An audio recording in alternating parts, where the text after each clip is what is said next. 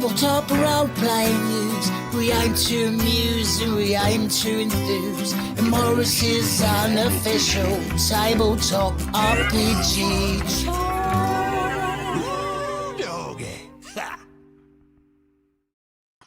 Hello, and welcome to Morrus's unofficial tabletop RPG talk. I am Russ, aka Morrus. I am being attacked by a dog. Or Morrus, aka Russ. And with me this week is PJ Coffee from the Southampton Guild of Roleplayers and also Homebrew and Hacking TTRPG Design. I am, as ever, delighted to be here. Joining us also, we have someone who is absolutely fantabulous.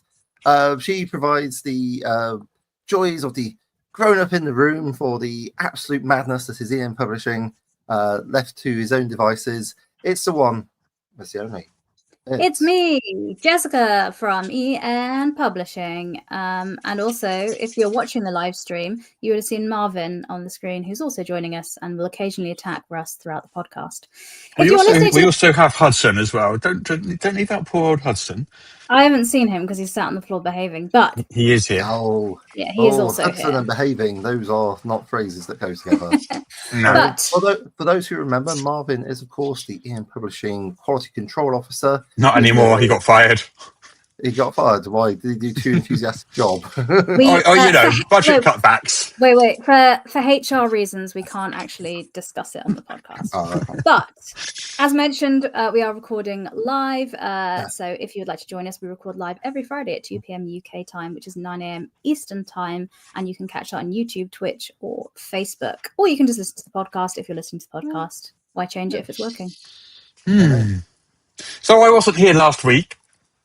I was poorly. I was very, very, very poorly. Basically, the week before, I had been out for Halloween to a very crowded party. And both me and Sharon, my wife, came home and basically caught the plague / Ebola / malaria / insert disease of your name. Probably COVID, to be honest. But we were not well. Which is why I wasn't here last week. But I'm back now. I'm back and at full health. Like Wolverine, I have recovered and regenerated. And I'm now at full health. 110% health. Like Wolverine, that explains the haircut. Yes. Well, the lack of a haircut. Oh, Yeah. no, it's sort of going up spiky on the sides, a bit like Hugh Jackman. Yeah, so. Yeah, that's just a very, very bad application of hair products. It was only, I wasn't thinking of that at all until you mentioned it. And I was like, oh, yeah, it's like Wolverine. Yeah. Maybe I am Wolverine. Maybe I am. Yeah. Well, last week, though, the week before last week, I wasn't Wolverine. I was Captain Kirk when I went away to this Halloween party. And I thought, would you like to see some Halloween pictures? Always. I mean, riveting podcast. Costumes. Let's go. Yeah. Well, you know. Okay, here we go. This is us for Halloween. So there's me as Captain Kirk there. Ah, yes. Yes. Okay, I can see that. There's my friend Al, or your friend Al also, as a killer rabbit of some kind. Is it not the bunny from Donnie Darko, or something? Apparently so. I've never seen Donnie Darko, so I couldn't tell you. Oh, But, there we go. That makes sense. Yeah. okay. And then there's Sharon there as Count Duckula. That's an epic Count Duckula costume. For anyone That is an watching, epic Count Duckula costume. it is a full-on headpiece with like Yeah. 3D duck bill coming out. That she made all herself, didn't she? Yeah. This is Completely all- made herself, out of foam and stuff. That's I mean, Completely made it herself. it's a top quality cosplay. Mhm. Really can't don't know what else to say on it. It's like, that's just like I look at that, I'm like, that's Count Duckula. There's no guessing involved, No, someone did think she was Orville. As in Keith Harris and Orville. I think they're just not very smart and have confused their green ducks. Possibly. But they recognize green duck when they saw one. No. And there was one very, very drunk lady at the Halloween party, very drunk, who just kept going up to Sharon and shouting, "Duck, duck, duck, duck." Okay, yes, well done. It's nice when you do a costume and someone else is enthusiastic about it, I guess. I guess so. How is Yeah. the I guess frog in frigate nowadays? No, it's fine. It's fine. Yeah. Anyway, It was fun. moving on. Yeah. Well, The other that's thing that happened this week was this arrived, which I Oh. ordered, which I haven't actually opened yet. But this is the One Ring starter set, Overhill and Underhill, Mhm. which I'm very much. I'm not going to unbox it because it's not very good podcast type material, but I am looking forward to unboxing it after the show. Oh, I'll see your copy of the One Ring. Okay. 1, 2, 3, left. Oh. One Void Runner's Codex. Yeah, I'm attempting to show the Void Runners Codex, which is an absolute beast of a box set.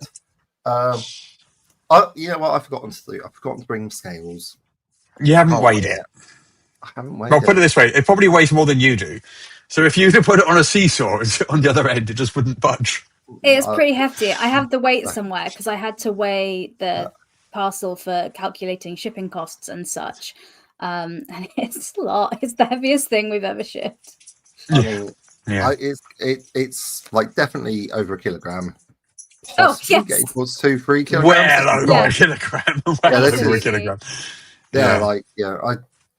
I mean, it's got like the maps and tokens. I got Escape from Death Planet, Star Captain's Manual, the actual Void Runners Codex. I believe there's a GM screen in here, so Yeah. There is. There There is. is. I need to. There's properly dig into it 30 double-sided poster maps as well. Yeah. Nice. 30. Yeah. A lot. Nice. Loads of Starship deck plans, which is really nice because I think that works for other like sci-fi TTRPGs you're doing. So if you're Not that you would trying play to- another sci-fi TTRPG. I Well, mean, what if you come want on, to don't play be What's silly. Old? Well, What's Old is New, for example. You know. Oh, all right. I'll let you off. We'll allow that one. We'll allow that. No, but the token sets are really good for that as well. So Look, due to a series of ideas that seemed like a good idea at the time, I am currently running Stars Without Number 1 week and 13th Age the next week. So just 'cause I don't have any prep time at the moment, and both those games you can basically run like off the cuff. You don't need any prep time for it. Unlike any version of 5e, like A5e, I would say is probably one of the lower prep versions, just because I've got so many tools working for me. I don't have to think about so much stuff. But I don't. That's a bit rude. That's a bit rude, Peter. You've got so many tools working for you. I mean, well, I don't normally like subscribing that fashion. But, yeah. No, I do mean sometimes you just don't have the time, and it's nice to have something in your back pocket to run. I did my last Sunday. I ran the Level Up A5e, the Valley of Misfortune that I've edited down into one shot because I've run that so many times now. I can just quickly be like, I can run that because I know I've done it so many times, and each time every group does something different with it. Because it's a big exploration and people go different places. But there's still one location that no one has been on in the 10 plus times that I've run it. really? So, maybe you should signpost it more. Well, maybe you should literally put a signpost. There's about 7 or 8 places that you could go in this haunted woods. And if I was running it in a campaign, I'd take 2 to 3 sessions. But for a one shot, I'm like, okay, they're going to do maybe 3 of them. And there's one that just people haven't gone to just because of where it is. And this group on Sunday got so close; they were literally on the path and intending to go there, and then they got sidetracked by. What you should have is have a small dog run up to them, look at them with puppy eyes, and then run off in the direction of the place that no one's ever yet been. I did that with a shambling mound, and it still didn't work. Anyway, well. So yeah, that's the A5e starter box adventure, but that's what I run. I also love 10 Candles as my go-to zero prep RPG as well. But it has you have to have the right table and the right mood for that as well, because it's sitting in the dark with lit candles, and it's horror, and not everyone likes playing horror. No, I tend to use Honey Heist because that's more my speed as a GM, and it's bears, it's hats, it's doing heists. I can talk about all those things.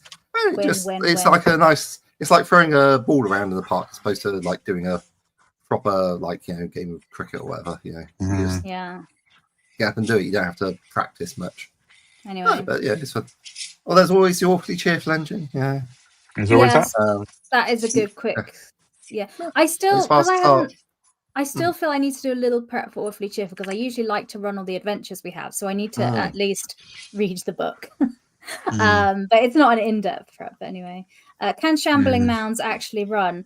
No. They can shamble. They They can shamble because- quickly. But they shamble quickly, but because the size of them, a step for one of them goes quite a distance. It's kind of like when I walk next to a normal height person, I have to take 3 steps to the other person's every one. Similar thing, but on a different scale. I didn't think they had legs, so I describe it more as a high-speed undulation. Well, like, yeah. That's the Anyway. Should we Shall talk we about get the on? news? Shall we get on with the news, because we're kind of like 12 minutes in and we haven't started yet. So Yeah. let's get on with the news, because It's a the first bit of podcast. news. It is a podcast. Really helpful. Dark Sun. You know, we've had all these clues that Dark Sun's coming. Yeah. We've had the psionic Unearthed Arcana over on D&D Beyond. We had that Unearthed Arcana that had a load of sort of defiling and preserving magic type stuff. All stuff that is very, very iconic to Dark Sun. Well, now Wizard of the Coast has filed an application to register the Dark Sun trademark, one that had previously lapsed. Ooh. And actually got cancelled in 2024 by USPTO, something trademark office, patents and trademark office. I'm going to guess. They have re-registered. We filed it on October the 13th, 2025. So last month. It's a trademark for downloadable electronic games and playthings, and entertainment services. And it's very similar to the trademarks they registered for Spelljammer, Forgotten Realms, and things like that. So we feel confident that it is Dark Sun, and It's one more clue in the big pile of clues. So fair enough. We do have someone in the comment asking about what the Dark Sun setting is. So in a nutshell, could you explain, in case people are jumping in and aren't familiar with Dark Sun?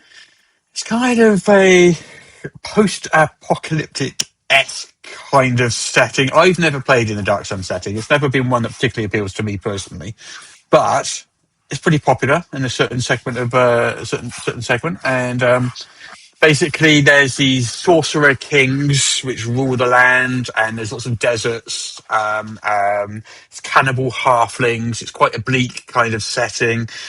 You've got magic can be fueled by draining the life from the land, which is called defiling magic. Which is why how they it's got all... into that trouble in the first place, isn't it? Yeah.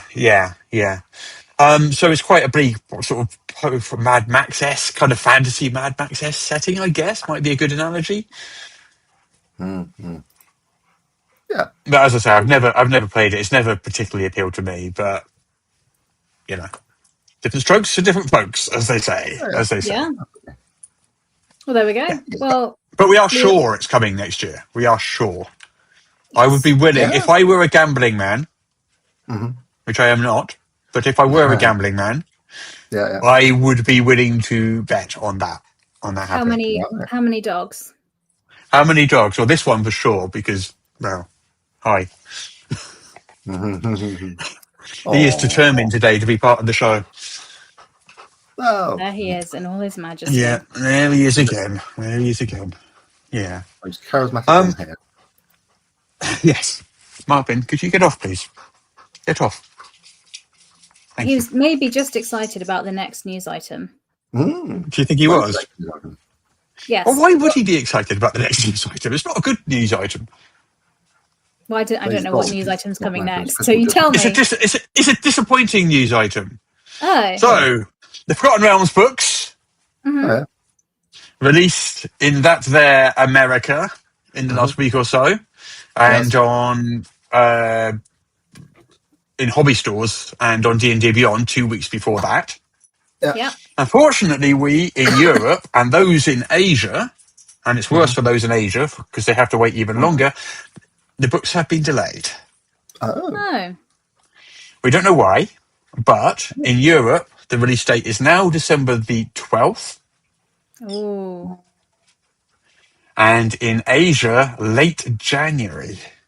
Wow. There's somebody in charge of sales and operations at Wizards of the Coast that's unhappy with that, because having them out that close to Christmas is not good.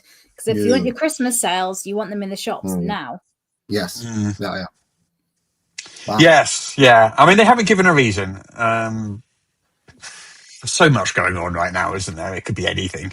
I mean, my Could be guess would anything. be customs and tariffy things, because across the world, customs, and because there's so much shipping prior to Christmas and people wanting to get stuff places, there's always backup at ports.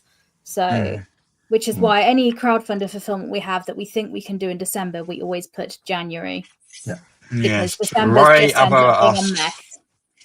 Right about us. Is this because book sales are now secondary? No, because it has been released in North America. It is literally about shipping and something like that. It's So there's some blunder somewhere. something's happened on that front. We don't know the details, but that's I mean, it is being released digitally on the original date. I think it was like 2 weeks ago, wasn't it? 2 weeks ago. Yeah, they're out and available. So if you want the PDFs, you can get them now. Yeah, I think it was a certain tier on D&D Beyond, like the Master tier, got it 2 weeks ago, and then November the 11th, which was a couple of days ago, for the regular people like us, normal people. Should we wish to get such things? They've also said Eberron Forge of the Artificer is coming out later this year. What? Eberron Forge of the Artificer has a December the 9th release date. As a physical book, do you mean? Yes. They're going to advise on the status of European and Asian releases. It was originally supposed to be released in August. Then there were some printing errors, and it moved to December the 9th. And now, it looks like, from what they're saying, European and Asian releases, just like with Forgotten Realms, will also be delayed again. It's sounding like they're hinting. They're saying, get ready to be told that European and Asian releases are going to be delayed. So there's something shipping going on. Yeah, that's exactly. And I mean, someone said in the comments, because these books are printed in the US, so it's so easy to just get them out in that country and send it over to Canada as well. But getting them on the boats, I think it's just this time of year and ports and shipping. That would be my guess. Yeah, I mean, I was wondering, because I know the 2014 Player's Handbook was infamous for having production issues and quality issues, like the pages were coming out. So perhaps they've upped the quality you expected, and the publishers, the actual printers themselves, are having trouble meeting these standards whilst also keeping up the rate for production. Maybe. Like, I don't know. Yeah, it just seems a bit strange. I mean, Gerbo the Druid in chat says, because we don't matter outside of the US, clearly. No, it's not. It's nothing like that. No, it's just shipping. It's like the same thing with us. People inside the US don't matter. Sorry, I was just going to say, we print in Europe, and Pets and Sidekicks is getting ready to go out to people in the UK and Europe, because getting from the factory to the UK is a lot quicker than getting from the factory in Europe to the US. So it's just that. Yeah. It's geography. Geography. Places that are closer are quicker to get to. Yes. That's how geography works. I know. Okay. And cheaper to get to. So there's a delay. So I'd say if these books are on your Christmas list, go to pre-order it with your friendly local gaming store to make sure you get it in time. Yeah. I mean, it doesn't look like you'll be able to get everyone in time for Christmas, but hopefully you can get a copy of Forgotten Realms if you want it. Yeah. Okay. Anyway. Next. So, Welcome to the Hellfire Club came out recently, which was the new starter set linked with Stranger Things. Oh, because Stranger Things is coming back imminently, isn't it? Yeah, a couple of weeks, I think. Very, very soon. November the 26th. The final season of Stranger Things, Netflix, November the 26th. Okay. Is when it comes back. We've covered this before. We know it's out now. There's been reviews out and all sorts of stuff about it. But I thought it might be fun, because what do you two know about the actual Hellfire Club? You mean the real one? The real world Hellfire Club? Show? I don't. In High Wycombe. Yeah. That met down that cave and so forth. Not too much. Bunch of nobles, too much time in their hands, too much money. Just like they were being edgy emo kids before edgy emo kids were invented. That's what they look like. How edgy and emo do they look? Just I to mean, say, they're all wearing tights for us. so everyone on the podcast listening, there's tights and there's wigs and long coats and Yeah. I can't remember what those type of shoes are called, but the slip-on high-heeled ones that men wore. Yeah. Yeah, they're Yeah. wearing tights, Yeah. high heels, long coats, man, and wigs. Like, Yeah. and I expect So- they're probably wearing makeup too. So, Probably. So the original Hellfire Club was started by the Duke of Wharton. This was in the 18th century in London, and he was a man with a reputation. A reputation as, and I Scandal. quote, a drunkard, a rioter, an infidel, and a rake. wow. Well, I mean, certainly not let me have tea with him. yeah. I mean, to be fair, to get that sort of reputation at that time, the man must have been putting away some serious quantities of alcohol. Possibly. Yeah. And one other member of the Hellfire Club was the fourth Earl of Sandwich, who famously invented the sandwich. Oh, was it the fourth? Famous member of the Hellfire Club. It was unusually a mixed club. Most clubs back then were basically for gentlemen only, as most private clubs were at the time. This was a mixed club. Women were also allowed to be members. It was scandalous. Quite scandalous, I know. Right. Well, ladies of good houses would certainly not attend. They're So the like members- a little domino mask. Be completely Well, no. Well, the members tended to be high society, Yes. and they were interested in taboo activities. And by taboo activities, we're mainly talking drinking, Flashing a bit of ankle. gambling, and mock religious ceremonies. Wow.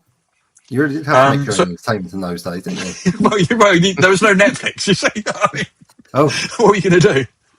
goodness. There was no TTRPG podcast you could listen to, so you just had to, you had to drink, gamble, and have mock religious ceremonies instead. And indeed, no Yeah. TTRPGs either. Wow. Yeah, Well, I mean, it sounds like a proto-LARP to me. I guess. So Yeah. the president of the club. Do you know who the president of the club was? And they're gone. Who? The dog. The devil, Oh, really? not the dog. Maybe the dog in that picture is the devil in disguise. Who knows? Look, listen, he heard the word dog, and here he is. Oh, Like, there's the word. real devil in disguise. This is the real devil in disguise. Oh, Off you get, Marvin, please. It was tongue-in-cheek, though. They weren't devil worshippers. They referred to themselves as devils, and it was kind of in a tongue-in-cheek, mock religious. They were mocking religion, essentially. Yeah. Well, Over the years, there were lots of clubs across Britain and Ireland called the Hellfire Club over the decades and centuries. The most notorious of these was the one that you mentioned earlier, which is the one in High Wycombe. And it was known at the time as the Order of the Friars of St. Francis of Wycombe. And it was run by a chap called Francis Dashwood in the 1750s. that's right. Yeah. That springs a bell. Mm. And the motto of that club was, I mean, I'm going to mangle my French here, Fais ce que tu voudrais. Any French speakers will have cringed at that, but do what thou you wilt. want.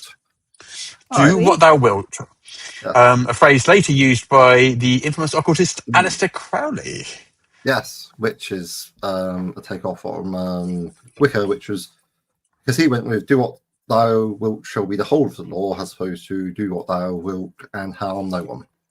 Mm. Oh, there you go. Bit contested. So this club met at the George and Vulture Inn, which is now a restaurant to this day in London. Still exists to this day. You also mentioned the High Wycombe Caves.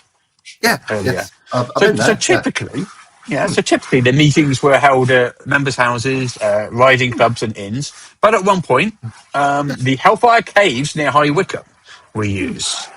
And these are now a tourist spot. You can go and visit them yourself. That's true. Yeah. All right. You excuse me 1 second. I have two dogs fighting right behind me. You two, come on, stop it. No.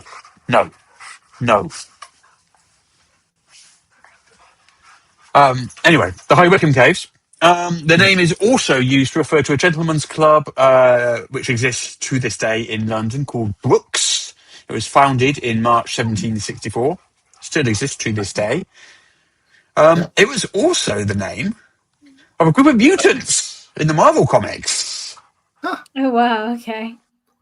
Goodness. And yes, I find the costumes quite telling there. Like all the men are wearing suits, and all the women are wearing their underwear, basically. Yeah, that's fair. Who'd have thought that in graphic novels and comics? Yeah. Highs and bustiers, it looks like, with yeah. those slightly bigger than G-string, maybe, and cloaks. To be fair, so they got that going on. Capes, yeah. We No, need of course, bloody they're not darn capes. souls. They need that cape. Capes are for riding. They only go down to like about mid-waist. Do they now? Right, they do. Well, I understand why they wanted the full cape because they need something. But to keep them warm. Superman's cape and Batman's cape don't only go down to the mid-waist.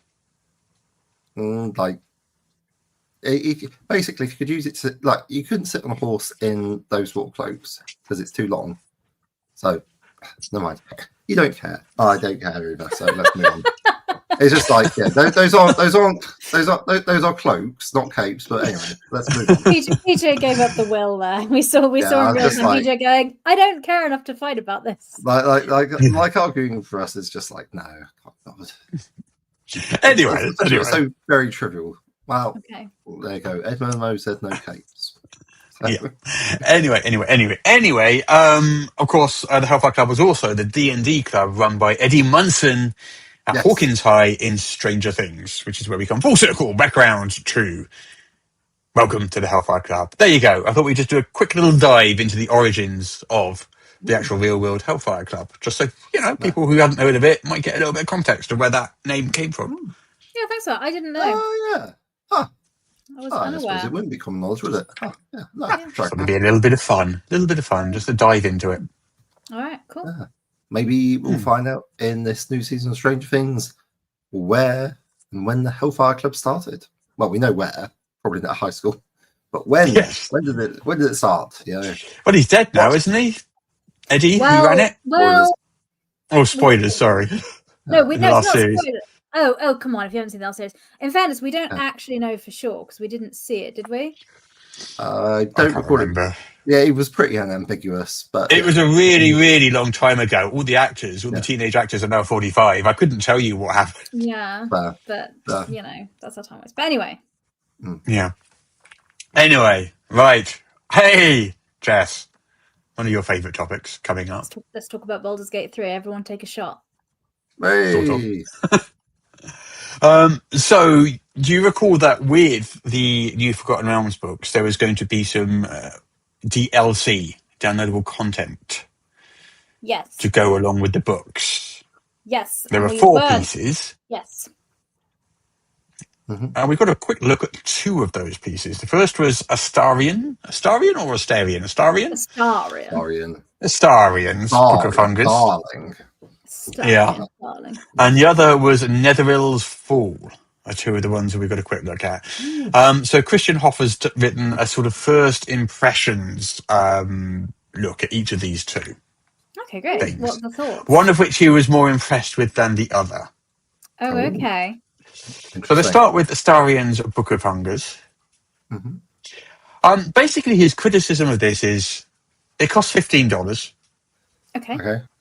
And it's quite skimpy for that $15. Oh, is basically what he's saying. I mean, it's like there was $60 for Heroes of Faerun, and that had 194 pages. This has a fraction of that for $15. And it's online only. It's not it's not available in physical format. So what you get in this is 3 backgrounds, a collection of vampire-related feats, a handful of new monster stat blocks, and 3 kind of stripped-down adventures. Like the ones in the 24 DMG, which are like a page each. Yeah. Yeah, so 3 of those, all of which are set in the Rat's Run Tavern and themed around Astarion's vampire spawn family. It feels like it's like at least $5 overpriced. I'd be like, oh, $10. I could see it. It's really more of a $5 to $8 product. Bear in mind that we sell our Adventurer's Guide, which is 600 pages for about $20. Yeah. So $15 In for a PDF. handful of pages is in PDF, PDF. format. Just clarify. Yeah. But like, it's a digital only release, and like, yeah, it's a proven brand. It's got to back the various things, but still, it's like, like this $15 is maybe twice what it feels like it should cost. Yeah. And I get all it. Market's charging. Let's put it that way.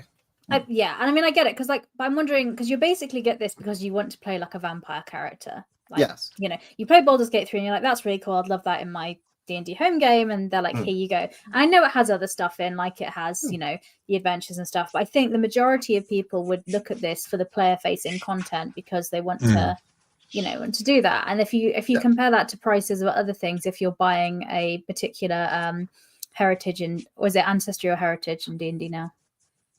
Whichever one of those they're calling it. Species. Species. Yeah, species in D&D. We use heritage. Pathfinder uses ancestry. That's why I'm getting confused. You know what I meant. So whatever. So you normally, if you were picking another species or player class, how much does that normally cost in D&D Beyond? It's not 15 quid. Yeah.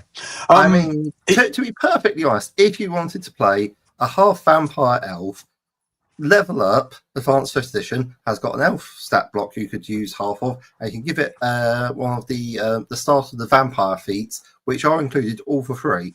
Just use that and save yourself $15, and it will work just as well, if not better. And it also has some extra expansion feats as well. I'm just throwing that out there. Yeah. Honestly. Well, yeah. I mean, I think a lot of people... Or use the vampire feat on top instead of the regular background ones. There you go, custom background. Job done even easier. Sorry. Yeah. The other one. I shouldn't complain, but that's very naughty of me. But honestly, it's just $15. Rude.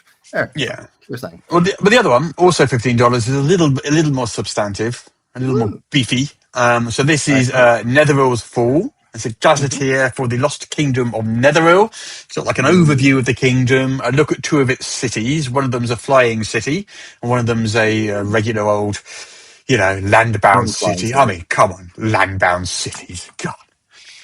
Who would be interested in such a thing? The pause. I never. Too.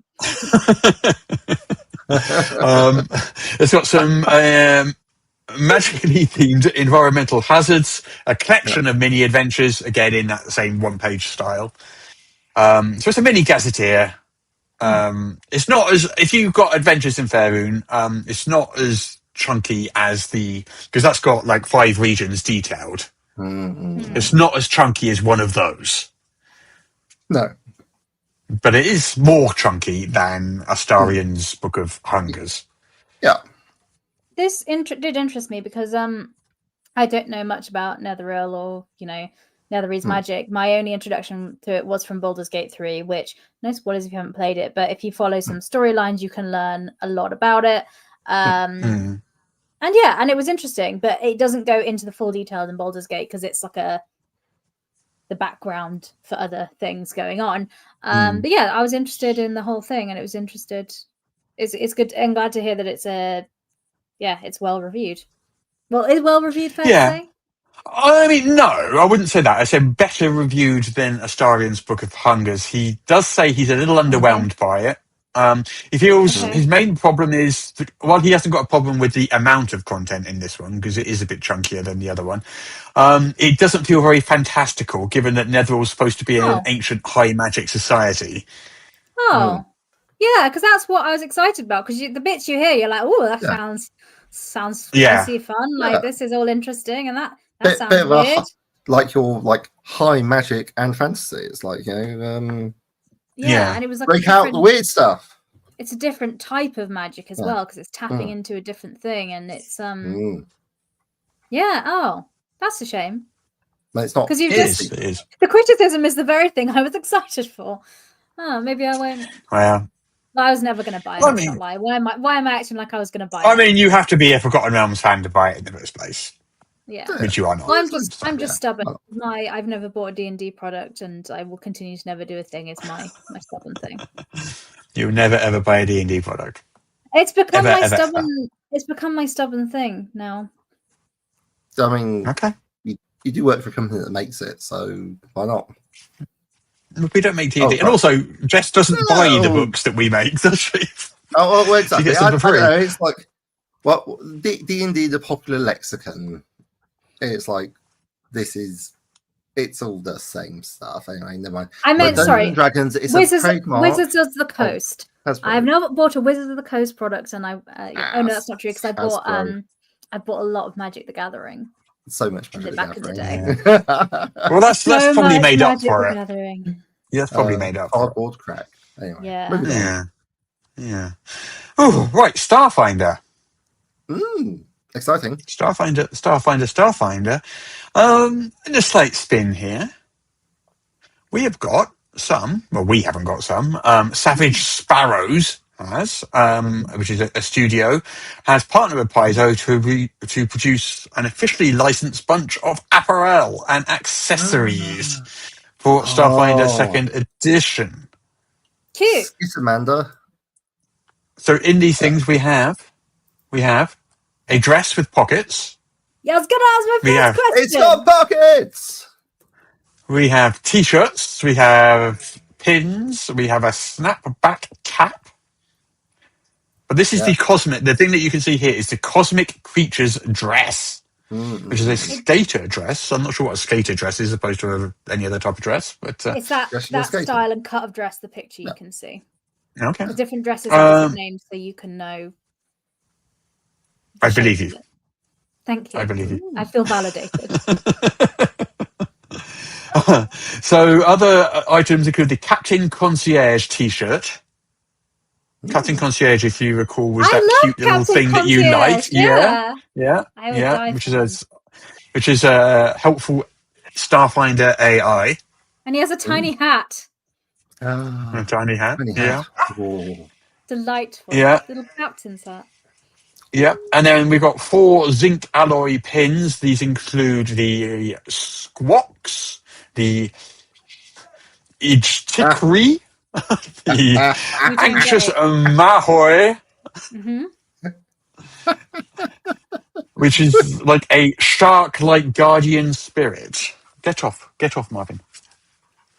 A shark-like guardian spirit for gender non-conforming individuals.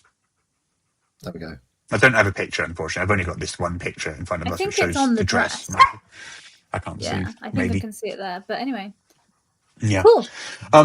So 10% of the post-campaign sales, so not the because it's on Kickstarter. Not the sales, presumably the Kickstarter makes, but post-campaign sales of the Cosmic Creature dress will go to the Trevor Project, which is a charity dedicated to crisis intervention and suicide prevention for LGBTQ young people.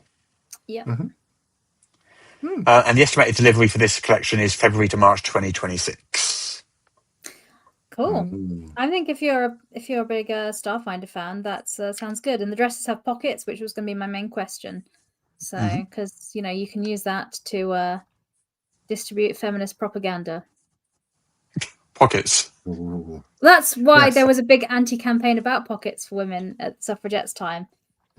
Why you want pockets? You're some sort of feminist? And they're like, wow. You can't. I did not know that. Pockets. I've learned a new thing. I've learned a new thing today. Anyway, so. Although when we went out for Halloween, we had a bit of a problem because neither of us had pockets.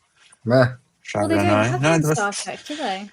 Well, yeah, my Star Trek trousers didn't have pockets. They keep their phasers and communicators held on by Velcro, apparently, in the show. Literally, they'd have like a Velcro belt underneath the tunic and a Velcro patch on the side of the phaser and the communicator, and they stick on. Yeah. And I do have a phaser and a communicator, but I was too nervous to risk going to a crowded place full of drunk people with them held on just by Velcro. I was like, I'm not getting those back if that happens.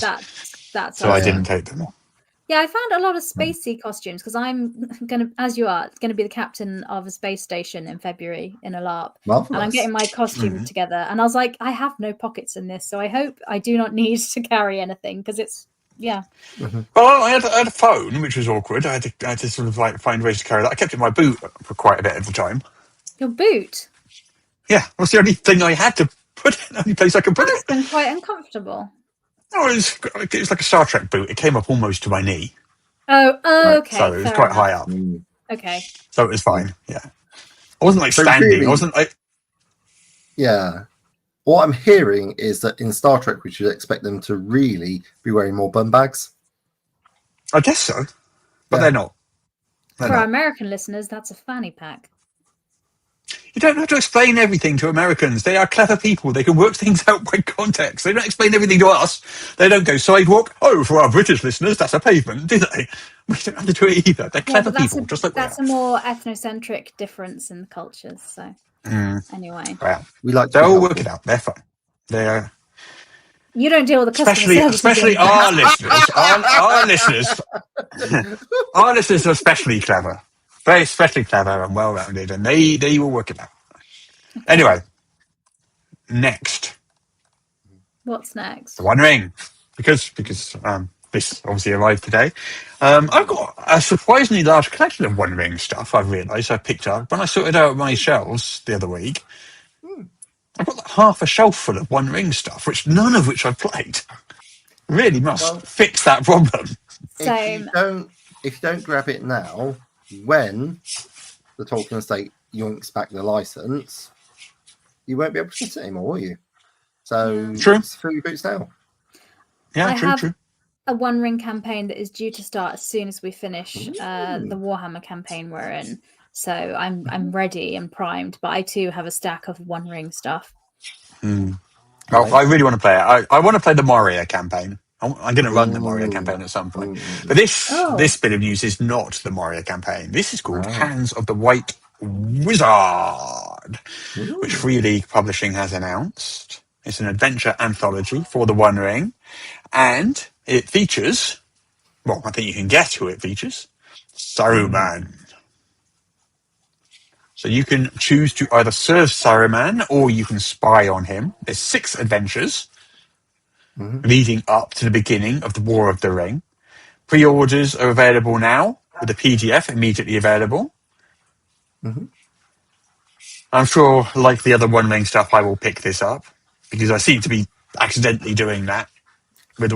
Despite, I don't even know why. I just haven't played any of it, but you know what it's like. Pretty. It's from Free League. It's pretty. It's got Lord of the Rings on. I mean, I can think of very little that would make finer respite. Maybe if they somehow worked Star Trek in there as well. Yes, yeah. But Modiphius is doing Star Trek for us. Yeah. At the moment. And have you collected all the Star Trek stuff? No, I've got very little Star Trek stuff. Very little. Interesting. I mean, I have you're on the shelf behind me. It's not personal. Yeah, he just likes. I have an entire Star Trek shelf up there, which I don't think you can see. And the dogs arrived again because I dared move, which was clearly a signal to be pounced upon. I have an entire Star Trek shelf up there, but most of it's FASA stuff.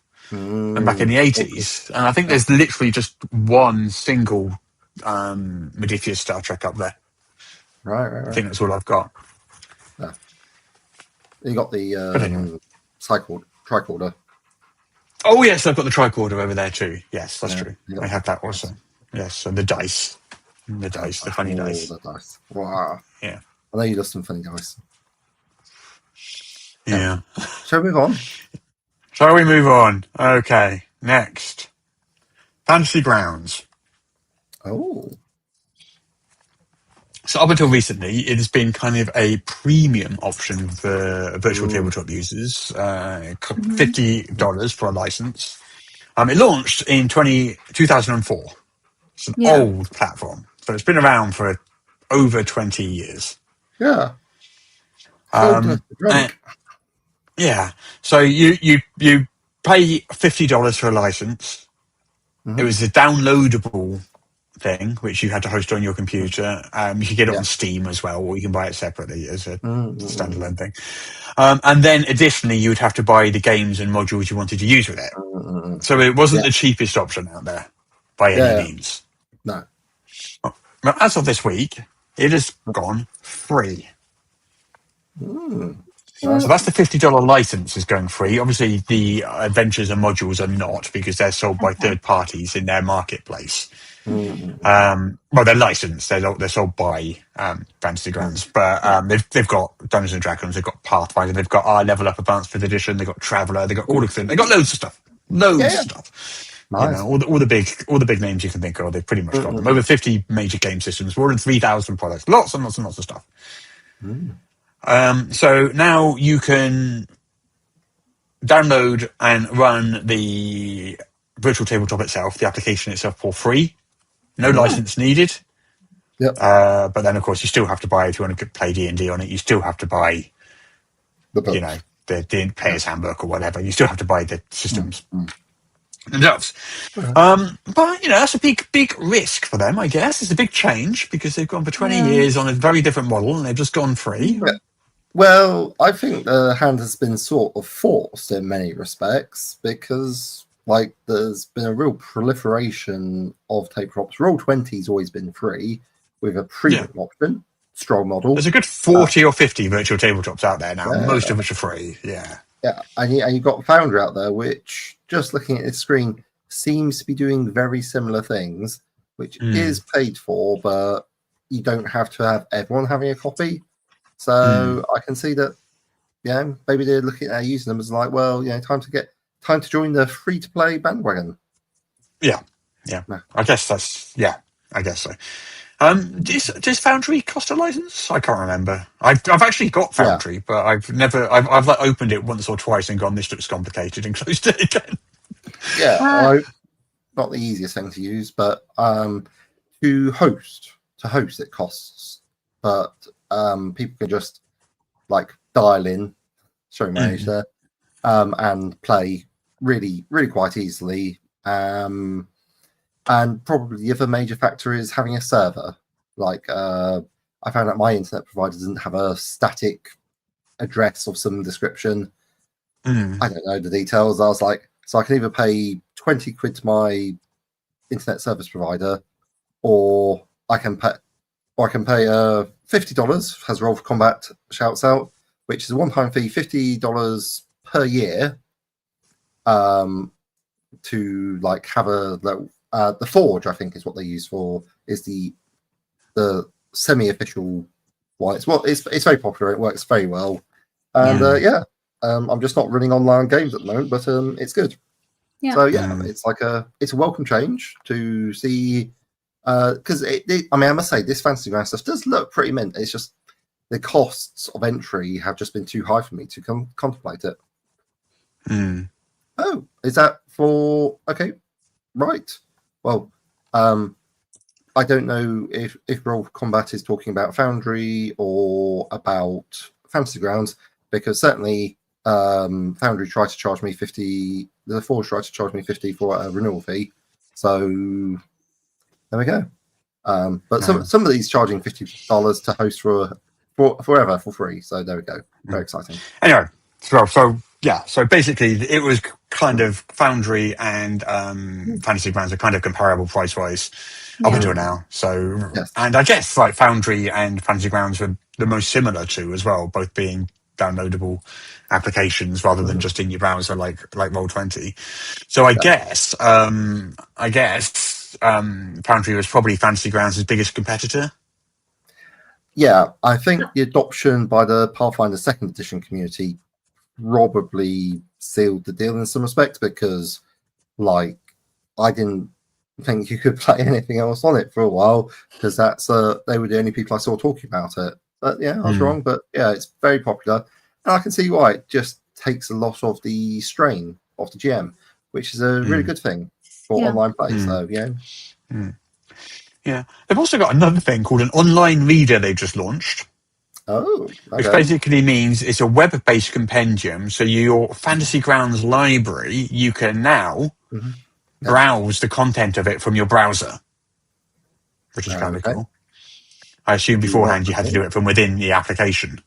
Right. Okay, so maybe you could do it like maybe on your phone or a tablet or just similar device. Yeah, that is useful to have that availability. Yeah. Well, good luck to them. Good luck to them. Yeah. In the old virtual tabletop wars, and there's so many of them now. I mean, I think last time we counted them, there was 27 or 28, and that was like 3 or 4 years ago, I think. And now it's like easily 50 or so, possibly more. There's so many of them out there. Well, I think EM Publishing's moving into that space as well, aren't you? Slowly. I mean, we're concentrating on the character builder and stuff now, and sort of campaign management tools.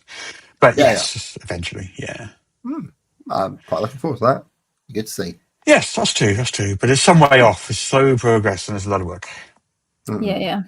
Okay. I think the next news item was one that you put up there, Peter. Affinity Studio. Oh, yes. So last week, it was last week, wasn't it? Yes. Yeah. We talked about the furtherance of the Affinity versus Adobe conflict. Adobe, the industry leader, there's no two ways about it, massively annoying for many professionals because they have a very high subscription fee, and it's just like it is a constant drain.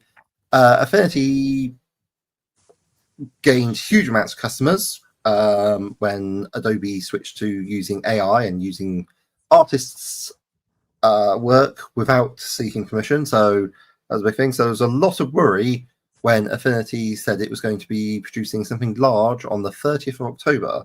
There was a lot of people in. Do you want to just say what Affinity is? What is Affinity? Affinity is like Adobe. It is a suite of programs which let you do graphic design things. I have all 3 Affinity programs. I use precisely one of them because I know what that one does, sort of. Okay. So the equivalent from Adobe would be InDesign or something like that. Actually, that's the one I'm familiar with. Yes.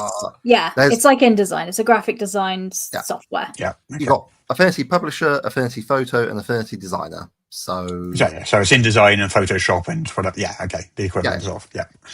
Okay. So that was the version 2, which the advantage was you paid once and then it was yours. Which sounds, you're like, so what? But like, it's basically everybody's trying to rent you their software nowadays, and many people like myself are like, no, I'd rather just buy it one time, and it was quite a reasonable price, so I ended up buying all 3, even though Haz is very clear to any listeners, I have no idea what a couple of these things do. Moving on, Affinity 3.0 is free online. And you have, if you create a Canva account, you have access to it. It's quite a big deal. There's, like I say, in the show notes we've had Clayton No Testine has produced an extensive review about it.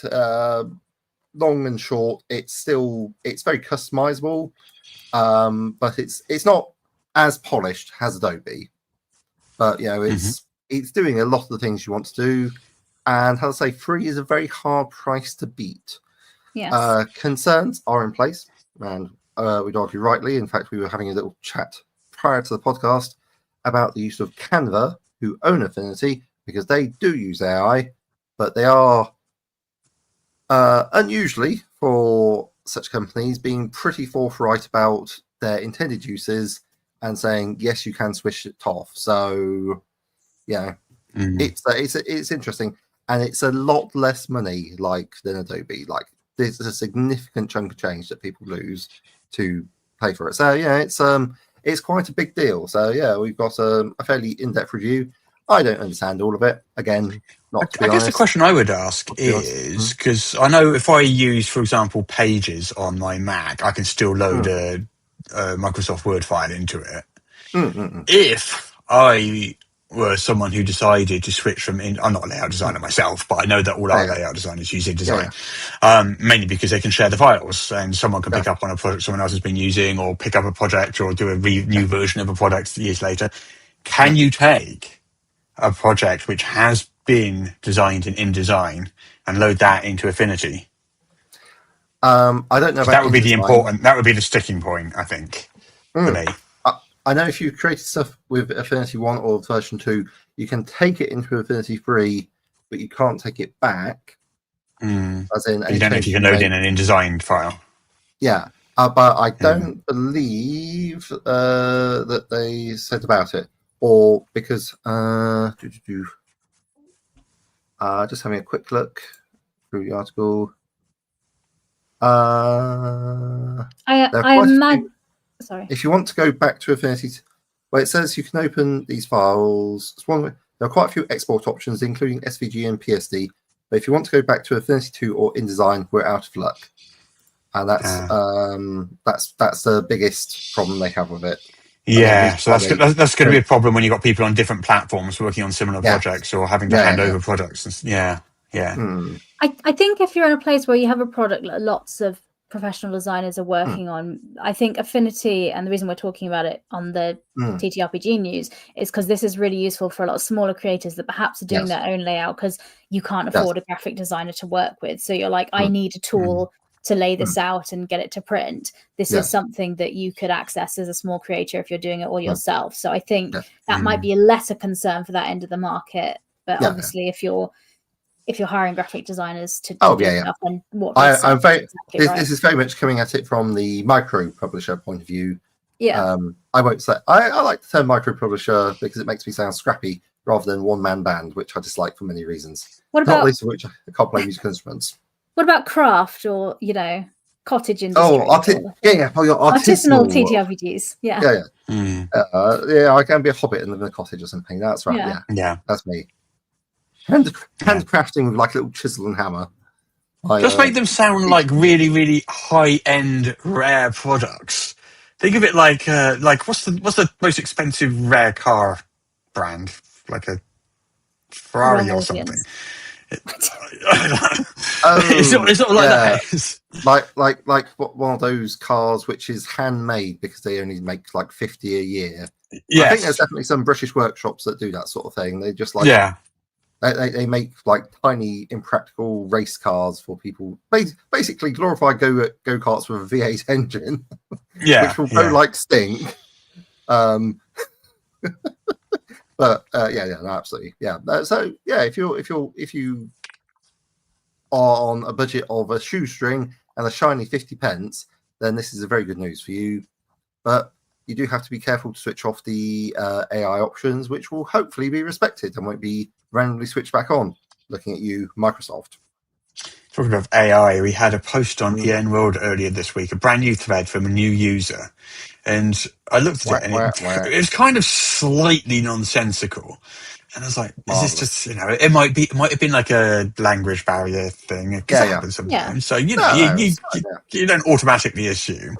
But it had attached a piece of art, and the file name of the piece of art, when you right click to see what the file name was ChatGPT something like that.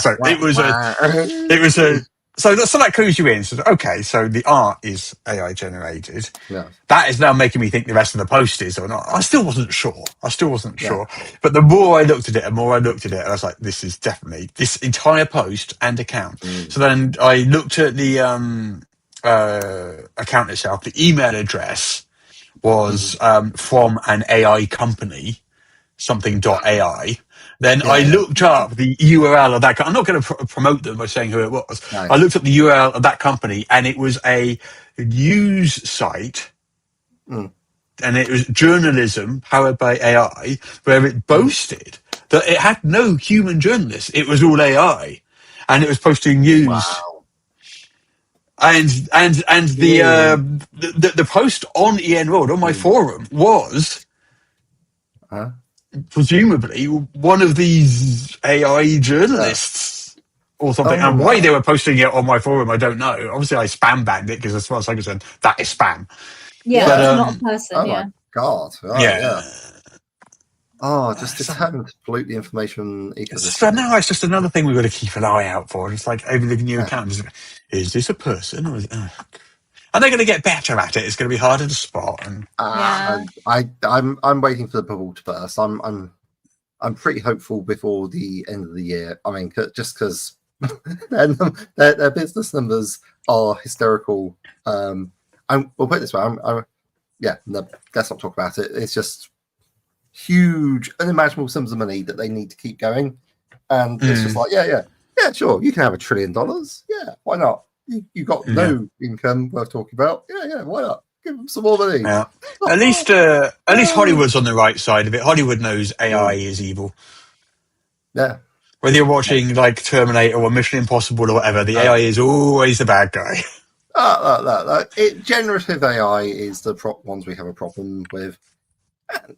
You know what? I think we could talk about the representation of AI. Mm-hmm.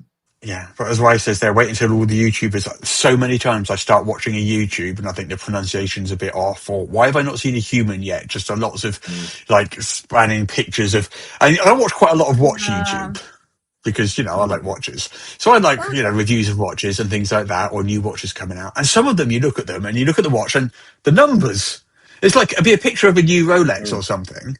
Like new fancy watch, but the numbers aren't actually numbers. They're just like like AI sometimes gets text wrong, and it's just like a squiggle. That's weird. And then it's sort of talking about like a famous watch like a Rolex Submariner, and it will say a Submariner or something. It's like that's that is definitely AI talking, and you can recognise the kind of rhythm of an AI talking as well, can't you? Because they tend to have quite a repetitive rhythm. I mean, they are getting better and harder to distinguish, but I think I can still tell at the moment at least. Yeah, but channels are. But the thing is, it's kind of like the dead internet theory, isn't it? When so much of what's on the internet is created by bots, and so much of the traffic on the internet watching that is bots. It's who's actually using the internet now? It's bots making stuff for bots. I have my humans that I like to keep my eye on, and they're generally quite entertaining. How do you know they're human, though? Because they've been going for a while, and because they've got the correct number of fingers. The correct number of fingers. We know that Jessica's got no human, and she's got the correct number of fingers. I do. Probably. They're getting more advanced, you see. They're getting harder to detect. If I was an AI, I'd hope to be more like GLaDOS and just have that level of gravitas. If you were an AI. If. I would be more competent if I was. That's exactly what an AI would say, though. That's true. Anyway. Should we move on, perhaps? Yes, so the next one. Tell us about the Codex of Celestials. Oh, okay. Now you're for it. Now you've asked for it. Okay. And this is human-made with no AI. Yes. This is definitely human-made by a couple of creators that I see on Blue Sky. And there's also a supporting YouTube video, which I was very excited about. So, I mean, essentially, it is called the Codex of Celestials. It's a supplement for 5e systems, and it expands greatly upon the number of celestial types that you have in the game.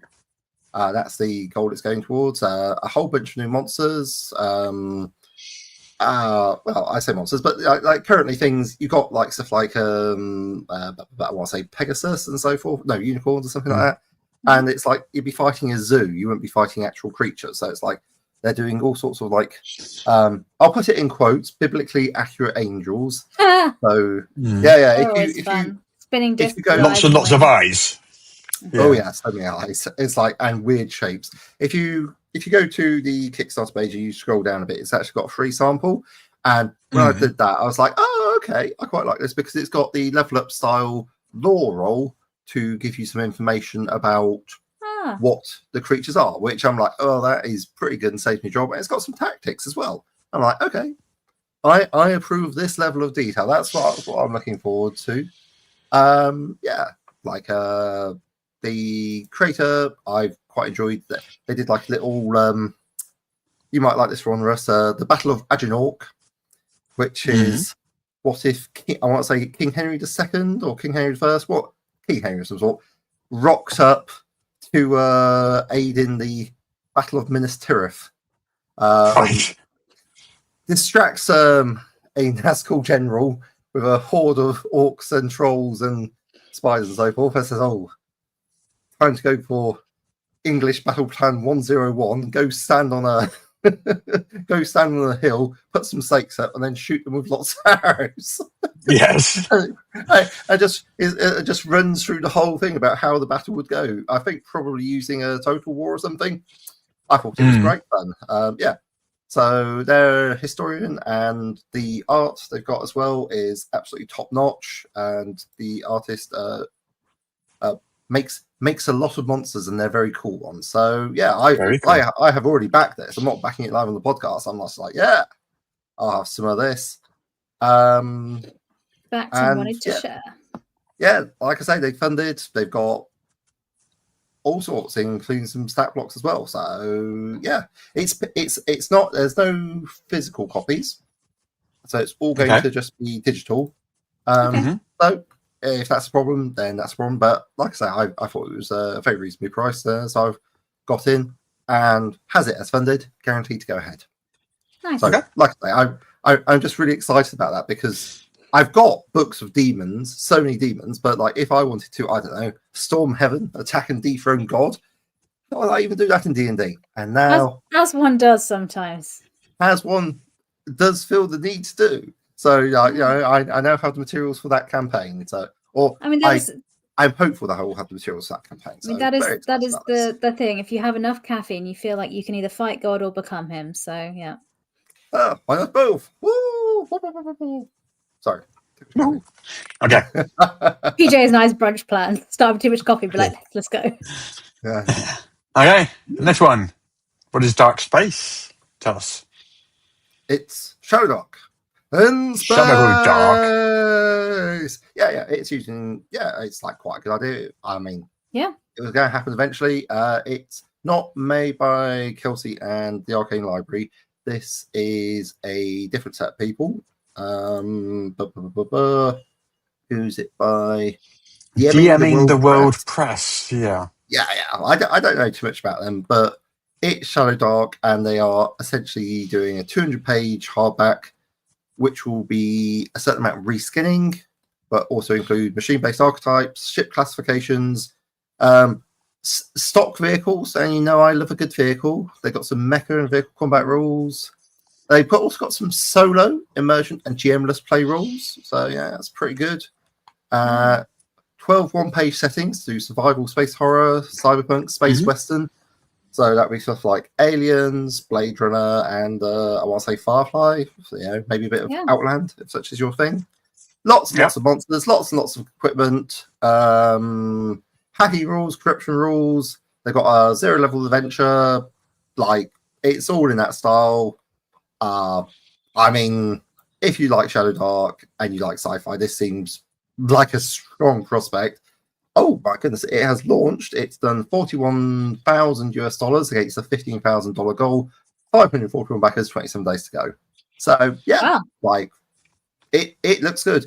Pledge levels for hardback. Hardback and PDF will cost you $49 shipping extra. But yeah. The art looks pretty good. I don't believe there is any use of AI. Otherwise, we may have to redact everything I just said. But yeah, no AI. Although the adventures might feature AI, you might go and you might have to kill artificial intelligence too, but that's only in the role playing scene, so that's okay. Okay. So we're nearing the end of the show. I've just got one Kickstarter I wanted to quickly mention. And this was from Mongoose Publishing, who have just launched the Pioneer RPG. And this is set like 10 to 20 years in the future. Right. And it's based around space exploration. But you're doing things like you're, building a moon base, or the first to mine an asteroid, or walk on the surface of Mars, or doing stuff in low Earth orbit, that sort of thing. Okay. So it's kind of traveler adjacent, they call it. So it's a standalone RPG. It's similar rules to Traveler, but it's not the Traveler system. No. But if you know Traveler, you'll find this quite easy to pick up. So you create your own pioneers. You configure spacecraft for specific missions. Brave the hazards of space. There's like a whole bunch of missions for your pioneers to embark on. But it's near future space exploration. Hard sci-fi. Love it.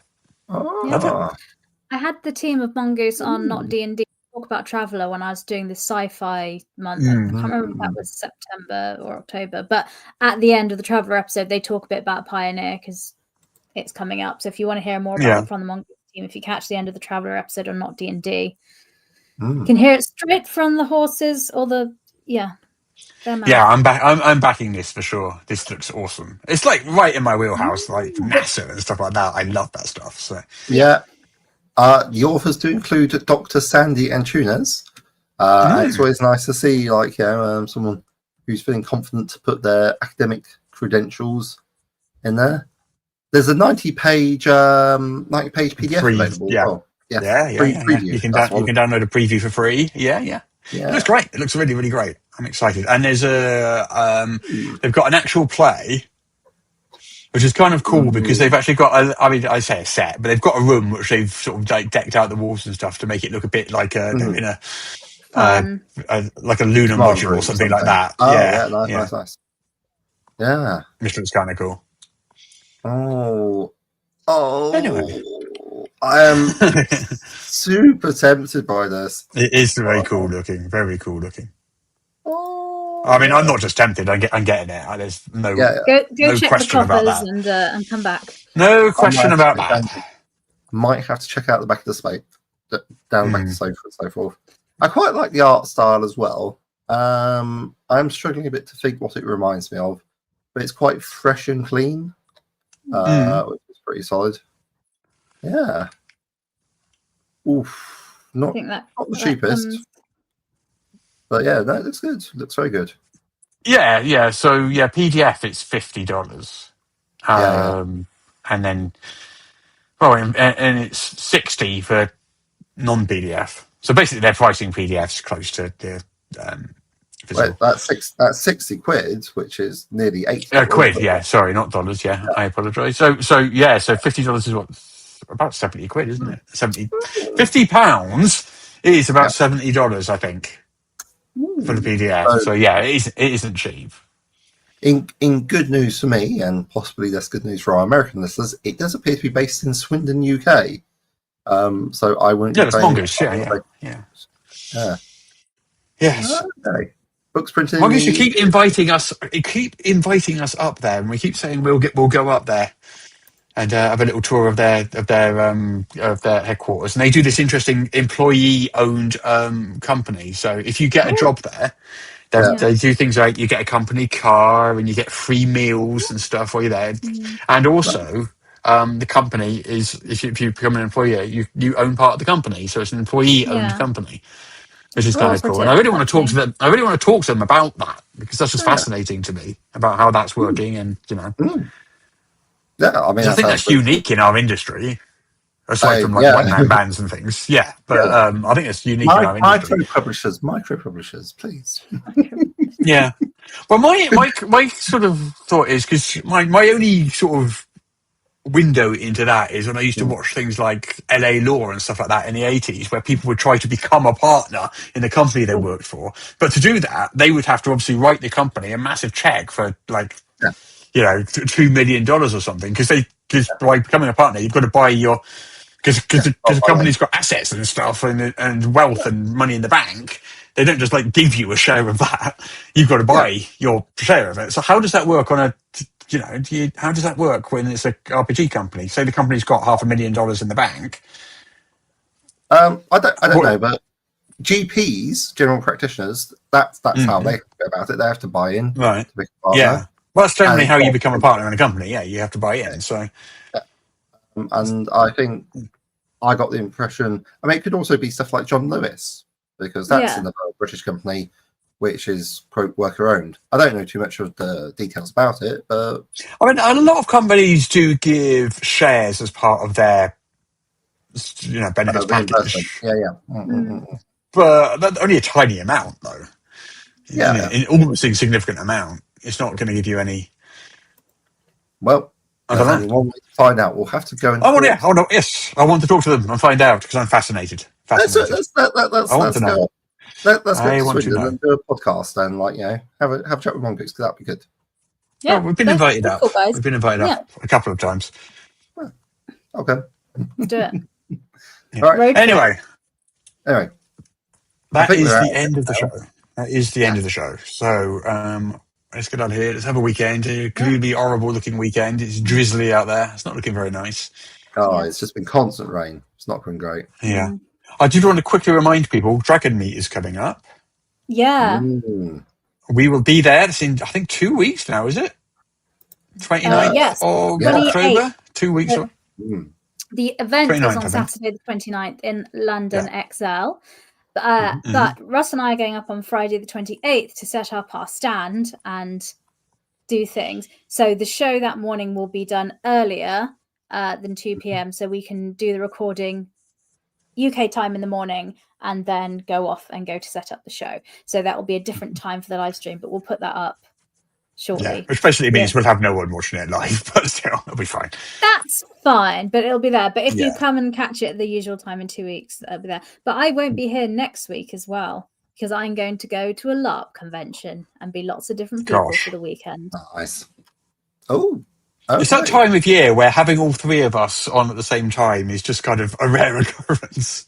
Yeah. I was off last week, and then you were in China for a couple of weeks, and I'm off that time of year. LARPing and I am stuck in the UK for the foreseeable, so I think we've only got a couple more episodes until Christmas at this rate. Yeah. Yeah. It's good 6 weeks till Christmas. 5 weeks. 5 weeks. I'm not going to be here on Boxing Day. I'm not going to be here on the 2nd of January. So if you want to do a podcast, then that's with you. I don't mind, but I won't be here. Okay? Anyway. Yeah, so Dragon Meet in 2 weeks. We'll remind you next week as well, but we will be there. Ian Publishing will be there at Dragon Meet. Come by and say hello. Come and buy stuff from us.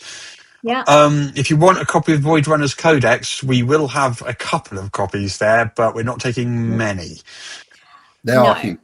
If you want to make sure there's some there for you on the website, you can buy it on the website, and there's an option to do free ship, not pay any shipping, and have free pickup at Dragon Meet. There is that drop down in the shipping option, so you can do that if you want.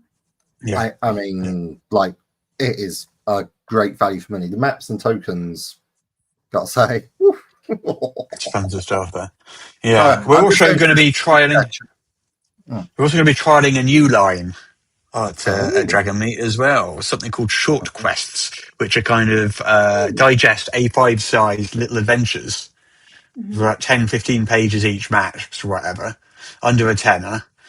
And we've got 3 of them, which we'll have on sale at Dragon Meet. And we're just going to see if people like the idea of them before we commit to sort of like making a whole line out of them. So we've got 3 coming up, which we'll have on sale at Dragon Meet. And if people like them, we might do more.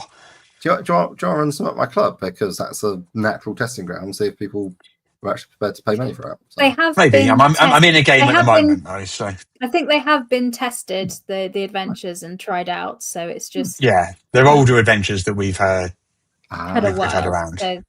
We're kind of repackaging just as a test run to see if people like these. No, it sounds amazing. Right. Yeah. All right. Then. Anyway, we're done. So let's get out of here. Let's go and have a nice weekend. Yes. Bye-bye. All right. Bye-bye. See you all next.